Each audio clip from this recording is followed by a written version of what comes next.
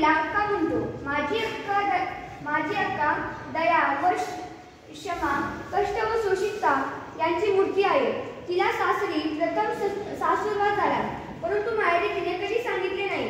तिने स्वतःच्या मुलास एक चापटही मारली नाही. मुलाचा राग आलास तर दूर उठून जाते व राग शांत करून येते. माझ्या अक्काच्या लग्नाच्या वेळची गोष्ट आहे. अक्काचे कितीतरी दिवस लग्न जमत नव्हते. तिला मंगळ होता, त्यामुळे अडचणी येत. शिवाय मुंग्यांची अडचण होतीच. माझे नाव होते मोठे, आमचे नाव होते मोठे. बडे घर कोकळवासा अशातली गत झाली होती. पूर्वीच्या इतमामाप्रमाणे राहावे असे काही मंडळी घरात वाटे व कर्ज वाढत असे. माझ्या अक्काला 17 ठिकाणी नाचविली. कोठी मुलगी पसंत पडली तर हुंडा आडी. हुंडा म्हणजे मुलीच्या मानेवरचा धोंडा असतो.